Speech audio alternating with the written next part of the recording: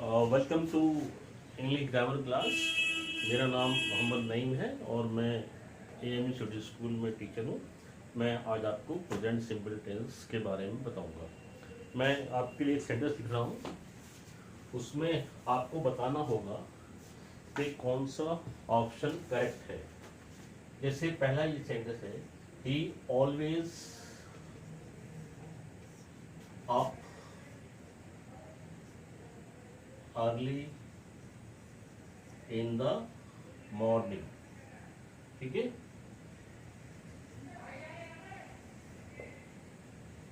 Daily, ये sentence है। और इसमें आपके पास ऑप्शंस हैं। ए ऑप्शन वेक,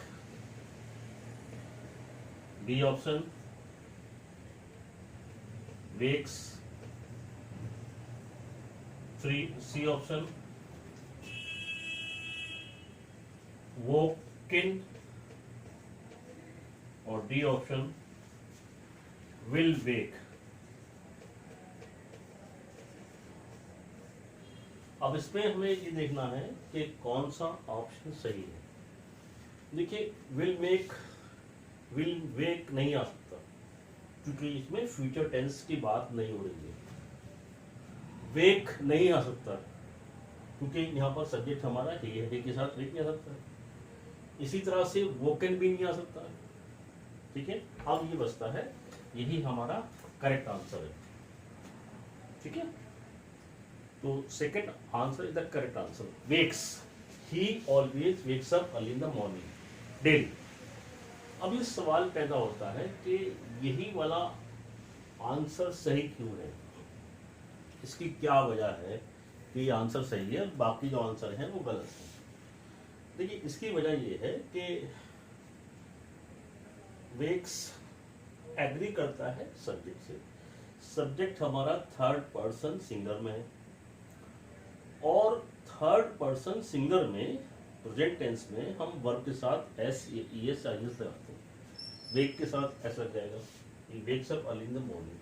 देखिए, एक सवाल और पैदा होता है कि हमें ये कैसे मालूम हुआ कि ये प्रेजेंट सिंपल टेंस ही है, फ्यूचर टेंस नहीं है, परफेक्ट टेंस नहीं है।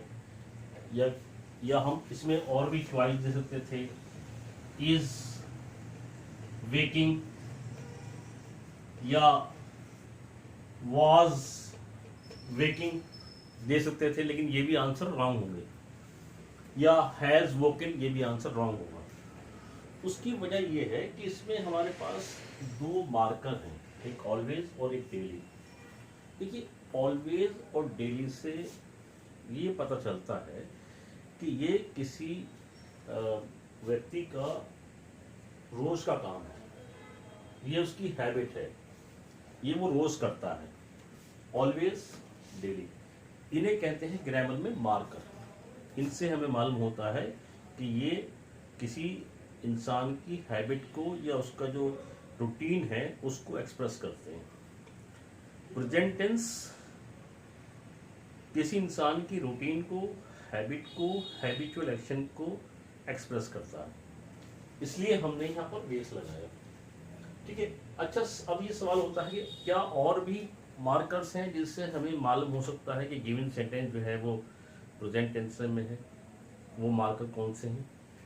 बहुत सारे मार्कर्स हैं जिन्हें मालूम होता है कि गिवन सेंटेंस जो है वो प्रेजेंट टेंस में है और ये किसी इंसान की हैबिट या हैबिचुअल एक्शन या रूटीन को बयान करता है, एक्सप्रेस करता है। जैसे ऑलवेज हमेशा, उसी का उल्टा होता है नेवर। ठीक है, डेली, डेली का सिनोनिम होता है एवरीडे। ठीक है, इसी तरह से एक वर्ड होता है ऑफन। ऑफन मीन्स अक्सर। जैसे हम कहें कि इट ऑफन रेन्स हियर, यहाँ पर अक्सर बारिश होती है। I often visit my friend. Often का अपोजिट होता है सेल्डम। सेल्डम मीन्स कभी कभार। जैसे आई सेल्डम विजिट माय फ्रेंड, कभी कभार मैं अपने फ्रेंड को विजिट करता हूँ। यहाँ हम कहें it seldom rains in November in Aligarh, कभी कभार नवंबर में बारिश होती है। It often rains in Aligarh in July, अक्सर बारिश होती है। ठीक है, इसी तरह से देखिए वर्ड, बहुत सारे वर्ड हैं। वीकली वर्ड, वीकली है, फोर्टनाइटली है, मंथली है, क्वार्टरली है, हाफ ईयरली है, एनुअली है, ईयरली है, रेगुलरली, इरेगुलरली, रेयरली। ये बहुत सारे ऐसे मार्कर्स हैं जिनसे हमें मालूम होता है कि ये किसी इंसान का हैबिट या हैबिचुअल एक्शन को एक्सप्रेस करते हैं। ये present tense expresses the habit और द हैबिचुअल एक्शन और the routine of a person. Okay, अगर किसी सेंटेंस में आपको लग रहा है कि इसमें रूटीन है या हैबिट है, हैबिचुअल एक्शन है, तो आप समझ सकते हैं कि आपको वर्ब की प्रेजेंट फर्स्ट फॉर्म लगानी है। और अगर हमारा सब्जेक्ट थर्ड पर्सन सिंगुलर में हो, यानी ही हो, शी हो, इट हो, तो वर्ब में एस एस लगाते हैं। और अगर हमारा सब्जेक्ट सिंगुलर नाउन हो तब भी हम वर्ब में एस, ई एस या आई एस लगाते हैं। जैसे द बॉय प्लेज क्रिकेट, है ना, the girl dances at the party, the bird flies in the sky. और अगर हमारा सब्जेक्ट फर्स्ट पर्सन में हो, आई और वी हो, तो हम वर्ब में एस या ई एस ऐड नहीं करेंगे। सेकेंड पर्सन हो यू, तब भी वर्ब में S S I S add नहीं करेंगे। थर्ड पर्सन प्लूरल, जैसे हम लोग दे मीन्स एक से ज्यादा लोग हो, तब भी हम वर्ब में एस या ई एस या आई एस ऐड नहीं करेंगे। इसी तरह से अगर हमारा सब्जेक्ट प्लूरल में हो, प्लूरल नाउन में हो, जैसे boys, girls, teachers, parents, animals, students, children, तो हम जब भी वर्ब में S, E S, I S नहीं लगाएंगे। तो ये बात क्लियर हो गई आपको कि वर्ब में S, E S, I S कहाँ लगाते हैं और कहाँ नहीं लगाते हैं, ठीक है। और प्रेजेंट टेंस से हम एक्सप्रेस करते हैं रूटीन, किसी का डेली का काम, हैबिट एक्सप्रेस करते हैं। प्रेजेंट टेंस के जरिए हम यूनिवर्सल ट्रूथ को भी एक्सप्रेस करते हैं। देखिए, यूनिवर्सल ट्रूथ का मतलब होता है ऐसा सच जो सभी जगह और सभी प्लेसेस पे बदलता नहीं है, एक सा रहता है, उसको हम यूनिवर्सल ट्रूथ कहते हैं। जैसे मैं एग्जांपल देता हूं आपको, जैसे हम ये कहें कि भाई 2 and 2 make 4, ठीक है। तो ये 2 and 2 make 4 होते हैं, होते थे, होते रहेंगे, उसमें कोई चेंज नहीं आएगा। जैसे हम कहें कि the earth moves round the sun, ठीक है, earth moves round the sun, दुनिया सूरज के चारों चक्कर काटती है, ये सबको मालूम है, ये फैक्ट है, इस पर कोई चेंज नहीं आएगा।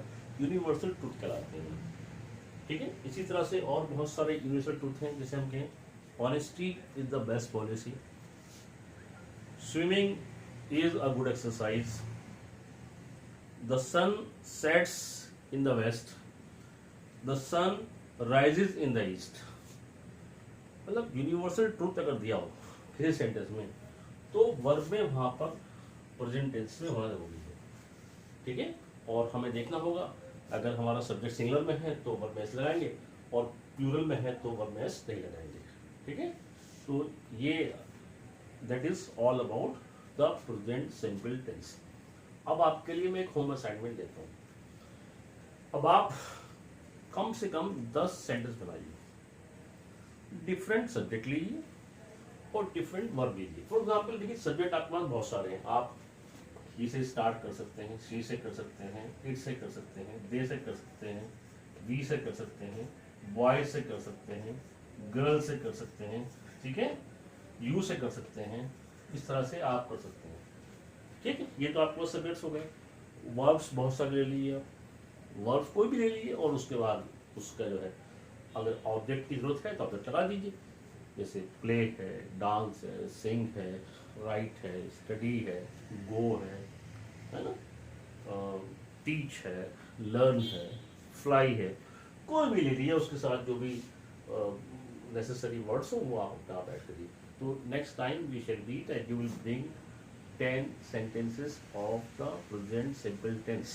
और आप ये बात का ख्याल रखेंगे किन सब्जेक्ट के साथ में वर्ब में एस लगना है या नहीं लगना। एक बार मैं फिर रिवाइज कर देता हूँ। देखिए, अगर हमारा सब्जेक्ट थर्ड पर्सन सिंगुलर में हो, यानी ही, शी और इट हो, तो वर्ब में वर्ब प्लस एस या ईएस या आईईएस लगेगा। ठीक है, पहली बात हो गई। नंबर 2, अगर हमारा सब्जेक्ट सिंगुलर नाउन है, सिंगुलर नाउन का मतलब ये होता है कि जैसे the boy, the girl, the bird, the teacher, the mother, the father, तो वर्ब में ऐसे लगेगा। Singular proper noun, singular proper noun तो जैसे किसी का नाम है ना, जैसे मेरा नाम है, आपका नाम है, किसी एक का नाम है, जैसे हम कहेंगे राम सिंग्स अ सॉन्ग, है ना, जाहिद प्लेज क्रिकेट, है, तो एक नाम हो गया। अगर एक नाम है तो वर्ब में ऐसे ऐसे आदेश लगाएंगे, वो हमें वर्ब देखना पड़ेगा किसमें ऐसा आएगा, किसमें ये आएगा, किसमें ये आएगा। ठीक है, तो अच्छा साहब, अब हम कहाँ नहीं लगाते हैं। अगर हमारा सब्जेक्ट फर्स्ट पर्सन में हो, अगर हमारा सब्जेक्ट फर्स्ट पर्सन यानी आई और वी हो, तो नो एस ई एस और आई ई एस। ठीक है, हमारा सब्जेक्ट अगर सेकंड पर्सन में हो यू के साथ में, no S E S I S. हमारा सब्जेक्ट अगर प्लूरल में हो तो थर्ड पर्सन प्लूरल में हो, दे हो, तब भी हम नहीं लगाते हैं। इसके अलावा with all plural nouns, plural subjects या प्रॉपर नाउन इन प्लूरल। देखिए, प्रॉपर नाउन जैसे किसी का नाम होता है, अगर एक से ज्यादा नाम है तब भी हम वर्ब में S E S I S नहीं लगाएंगे। ठीक है, जैसे हम कहेंगे भाई Abid and Zahid plug flowers, Ram and Rahim go to school, यहाँ पर वर्ब में एस या एस लगाएंगे। ठीक है, दो हो या दो से ज्यादा लोग हो तब भी हम वर्ब में एस या एस नहीं लगाएंगे। तो ये आप के लिए होमवर्क ये है कि आप 10 सेंटेंसेस बना के लाएंगे, उसमें डिफरेंट सब्जेक्ट यूज करेंगे, डिफरेंट वर्ब यूज करेंगे। ठीक है, and we shall meet next time. With these words I stop it here. I thank you once again. Thank you.